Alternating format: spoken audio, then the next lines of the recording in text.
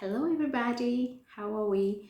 My name is Akonsa Kejo. If it's your first time popping in here, welcome. This is Inspire YG. YG is an acronym for Young Generation, so Inspire Young Generation. I am, like I said, Konsa Kejo, originally from Kenya, East Africa, but I now reside and practice in Sydney, Australia. So yeah, I pop in here once in a while and I talk about a couple of things. I talk about things that I am passionate about. I talk about my journey as an international student. What are some of the ups and downs, some of the opportunities that I got when I was in that journey of an international student. It's a couple of years now since I left uni. However, I'm still very passionate about everything education and education is lifelong. That's what I really believe in. So I jump on here and I talk about some of those experiences that I had in a bit to, or in hope to encourage or inspire someone out there who has dreams or aspirations for this similar kind of journey. We all have different experiences, but sometimes, actually most often than not, we can learn from each other. And so I value this page and I value everything that it has provided, not just to myself, but to so many other people across the globe. So thank you so much for popping in. Karibu in Swahili is welcome.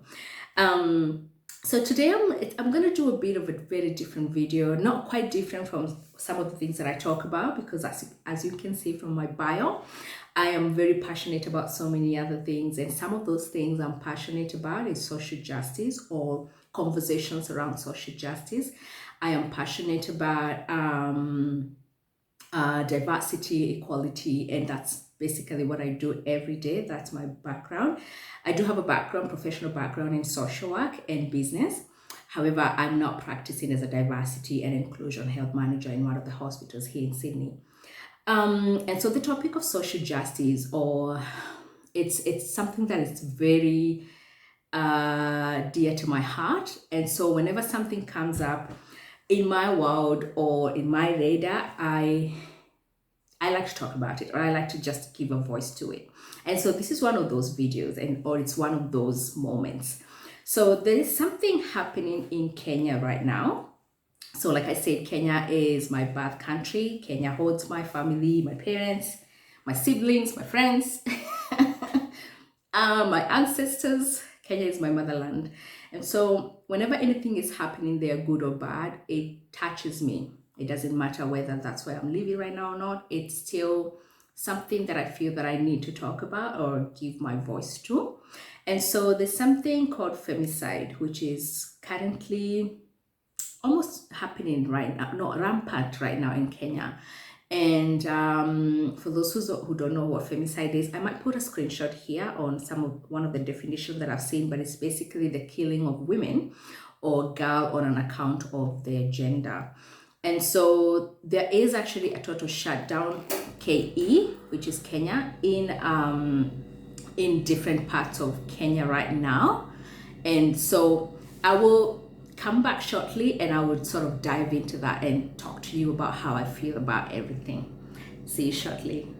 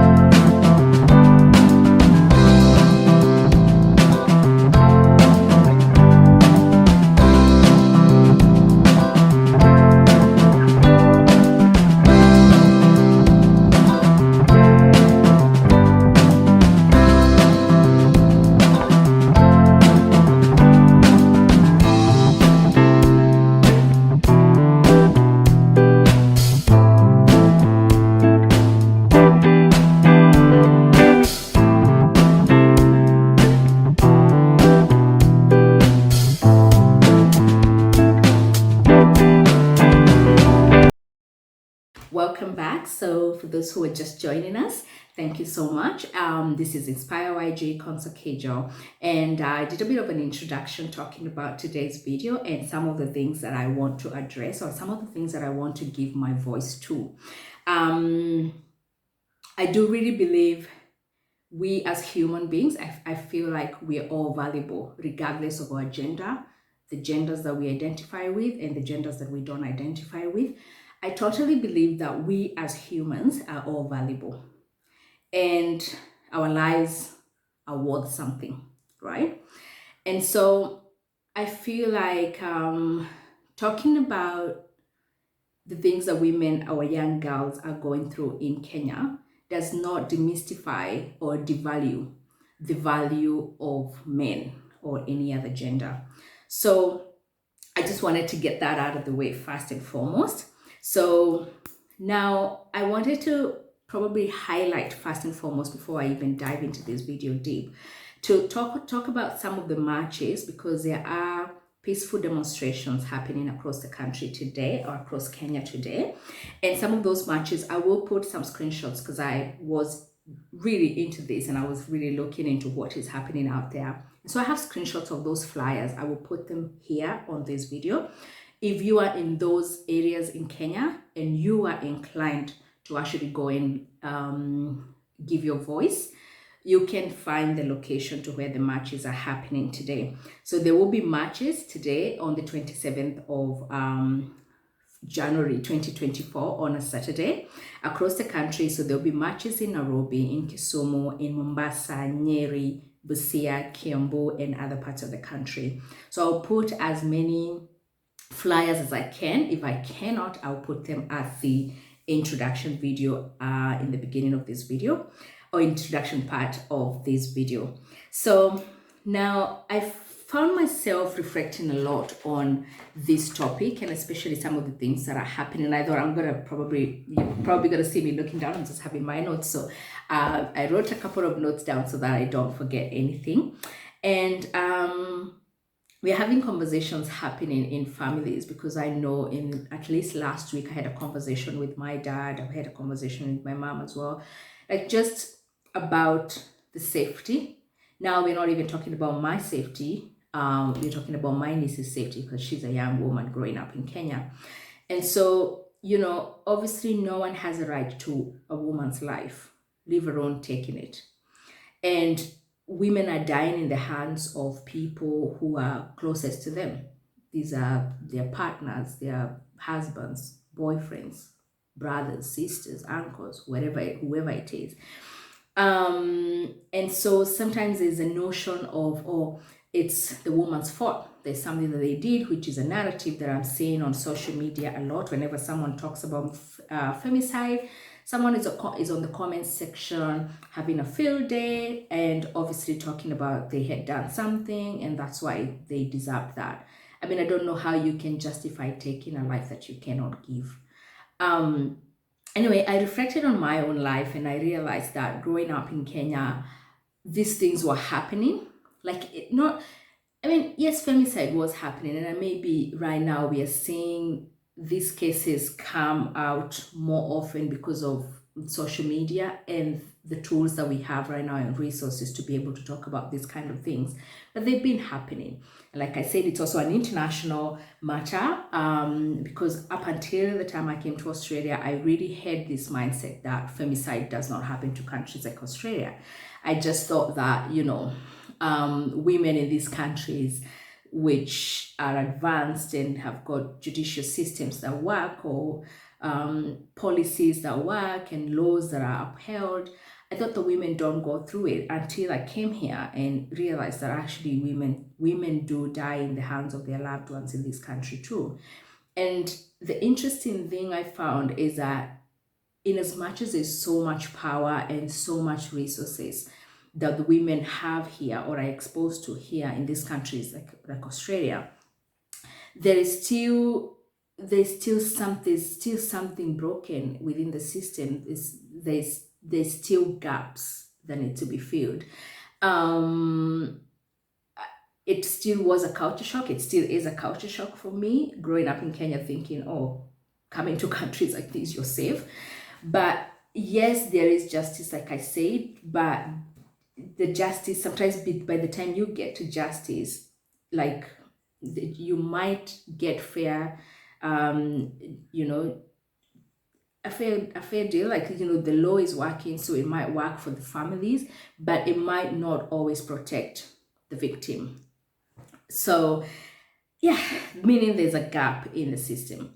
So it's a conversation that it's also being held. But what I find interesting about Australia is, and I was having this conversation with my manager a while back, and I was telling him it's interesting because I don't see Australians going to the streets for peaceful demonstrations at all. It's still a country that has freedom of expression within their constitution and things like that. But I rarely see Australians going to the streets as much to talk about things like this, or to raise awareness, or to tell the government to do something about it. I think they do have other ways of doing it. And I don't know, writing letters to their members of parliament, just like directly accessing the people in power to do things. I think some of those things help. But yeah, I was just saying that I'm not seeing that kind of engagement with the Australian society in terms of like femicide. Let me say that. Anyway, I reflected on some of the things that I experienced growing up, and I wrote some of them down because I knew that I probably would forget if I came here and tried to remember everything. But I remember a situation where I was with an acquaintance of mine living in Nairobi, going to Thika. This is a couple of years ago. Actually, this is around the time that there was another conversation that still had something to do with social injustice against women. And it was a thing that brought about a hashtag called hashtag, I wrote it somewhere, My Dress, My Choice, where you had a group of young men come together and actually attack women who are dressed a certain type of way that they felt was not morally correct for them. And they would strip the women down. And it took women to go to the streets and peacefully demonstrate, and something was done about it. And it feels like now we've gone backwards, like we made steps backward to try and have this conversation again. And so I remember this acquaintance and the driver. So I was in a matatu. For those who don't know what a matatu is, I'll put a picture here. This is one of the most commonly used public transport in Kenya. It's like a 14 seater car, 14 seater, and it's what is normally used as your day-to-day travel, public transport in Kenya. And so at the front, that's where I was sitting with my then friend and the driver. And this lady happened to pass. It was in a place called Ngara. And this place, and this lady was just minding her business, trying to cross the road. And to me, she was just dressed like it was normal dressing. However, they both started having this conversation that went on for like 10 minutes, and I was dying. I was like, I can't even believe I'm in this situation right now. And they were talking badly about her, like they were really going in about, and then they complain if something happens to them. Look at the way she's dressed. How can she leave the house like that? Now what is she wearing? They went on and on and on and on. And I remember being so appalled, disgusted, because I was like, what, are you kidding me? And when we left the matatu, when we alighted to where we were going, I remember telling that acquaintance, I cannot believe that you sat there and had that kind of conversation with that dude. Like, you guys sat there for about 10 minutes and discussed this woman in a very bad light. And that made me very uncomfortable. Is that how you think? Is that how you see women? And I remember being very shocked, and that stuck with me for a very long time, because I thought it starts with having those kind of conversation, looking down on someone based on how they look, and their physical appearance, or how they look according to, or how they look, and then according to what you refer to as morally right or wrong. And then it now goes to stripping women, because it has to come. It is a mindset that you've got, and then you act on that. So I was very shocked, and I just thought, there is the aggressive catcalling that has always used to happen. You're walking on the street and random guys in a group, they would, do something with their mouth, like something like a whistle. I don't know what it is. I know it has a word. I know it has a name for it, but I don't know. But they would catcall you, which is not, I know it's a catcalling. And it would be more like, I remember having this sense of, I have to be calm and I have to nicely decline whatever it is they're catcalling me for, or whatever it is they want to get from me. Just, you know, being nice about it, but not really because I'm entertaining, but because I want to get out of there without being abused, or, being called, oh, you're prideful, or whatever, being called names. And so, but every time I left, I felt like, what's that necessary, really? Like, you never see a group of women sitting somewhere waiting for men to pass for them to do that. It's really harassment. But it was so normalized that I know that it's not even a conversation I've ever had with any of my friends. I've had a conversation I've talked about in a previous video of a boss firing me because I refused to meet him in the middle of the night. And then because I also refused to give him the address to my home at the time when I was living away from home. And I got fired over the phone, by the way. So this is not even a hoax. It's reality. It's real. And it got me thinking, what could have happened if I had valued my job so much to a point where I did not think about my safety? And so, yeah, so I just chose to lose the job, because I thought there are many jobs out there. It's not like if I lose my job, I'm not gonna exist anymore. But I feel like if I lost something that was valuable to me, like a principle, or like, or even my virginity, it would have probably messed me up. So I found myself very young, knowing that I had to weigh these kind of options in that kind of a society. I've done a video talking about sometimes, like, and I'm looking at some of these people commenting online and talking about, oh, it's a woman's fault.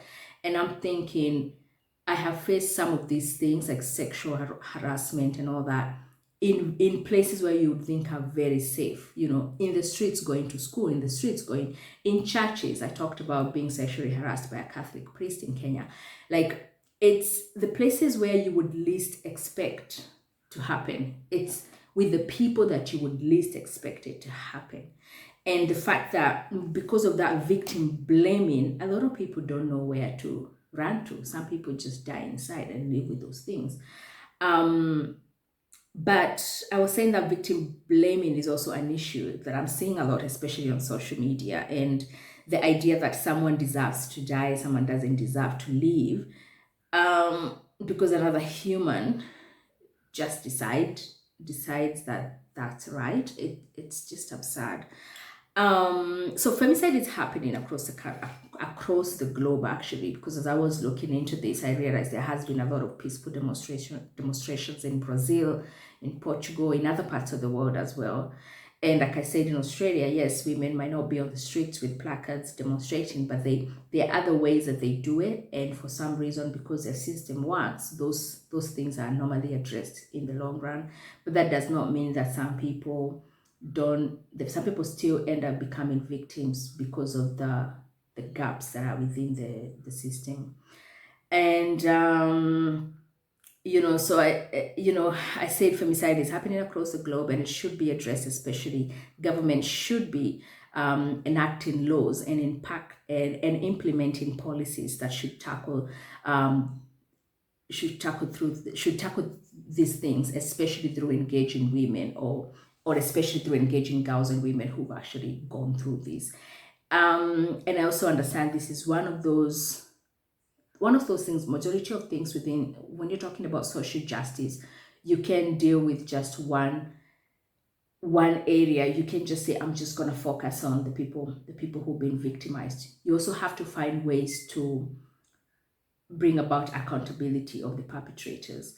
But also, I do believe that not all Kenyan men have got this kind of mindset. From my experience, I've got a father, I've got brothers, I've got uncles, cousins. I've got the men that I've dated in my life, and they have all been Kenyan people, and they've all been very good Kenyan men. So I know that we cannot just take one, brush and paint all men. It is a system that is broken, yes, but there are good men out there who I think, would, if they were given a voice or they use their voice, they would actually be a voice of reason around all this. So I love the culture of free demonstration in Kenya, I have to admit, and for issues such as femicide, I can see why, like the hashtag my dress, my choice, I can see how that was really impactful because of things like this, being in a country where there's freedom of expression, but also people can peacefully demonstrate to talk about the issues that they're dealing with. And it just got me thinking, what are the drivers of this kind of violence? Not to say that we want to blame, you know, because I've seen people even in the internet blaming Airbnb. And it's ridiculous because not most of these women are not losing their lives just when they're on the streets. They're losing their lives at home with their partners.